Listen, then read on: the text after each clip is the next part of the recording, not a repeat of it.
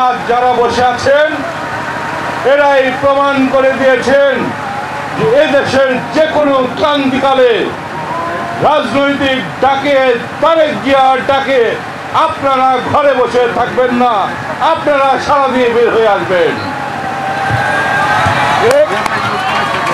আমরা চাই বিএনপির যে কোনো দুর্দিনে আজ যেভাবে বসে আছেন 4 তারিখে আমাদের ডাকে যেভাবে ছিলেন সেইভাবেই থাকবেন। সুসময়ে আমরা চাই না। দুঃসময়ে দলের সাথে ছিলাম, দুঃসময়ে দলের সাথে আর থাকবো। সুসময়ে যে বা যারা হালুয়া রুটির ভাগ করে নেন সেটা তাদের জন্য, দুঃসময়ে দলের কান্ডারি হয়ে থাকবো। কিছু স্বার্থন্বেষী মহল তাদের স্বার্থ চরিতার্থ করার জন্য 5 তারিখের পরে দ্বিধাহীন ভাবে বলেছে আমি নাকি আওয়ামী লীগ করি। 17 বছরে যখন প্রয়োজনে অপ্রয়োজনে পাশে আমি ছিলাম তখন আমি বিএনপি ছিলাম।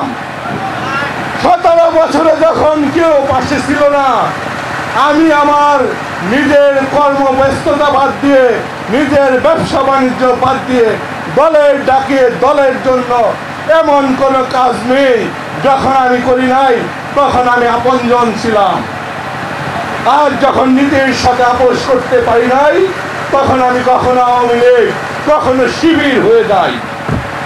আপনারা জানেন কোন দুর্নীতির কাদা 5 তারিখের পরে আমার গায়ে লাগে নাই, লাগবে না ইনশাল্লাহ। আমি তেমন বাবার সন্তান যে বাবার গায়ে কোনোদিন কোনো দুর্নীতির আচল লাগে নাই। ভাইরা আমার, আমি নেতা হতে আসি নাই, আমি নগণ্য একটা কর্মী।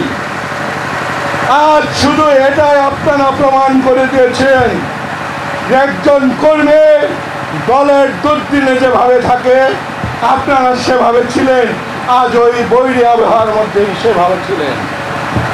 কে আসনে মন্ত্রী হবে, কে মন্ত্রী হবে সেটা বড় কথা না। আমরা চাই সম্পূর্ণ দুর্নীতি মুক্ত জনগণের আপনজন তারেক রহমানের ম্যান্ডেট নিয়ে আসবে, আমরা তার পিছনে থাকবো, তার নেতৃত্ব মেনে নিব।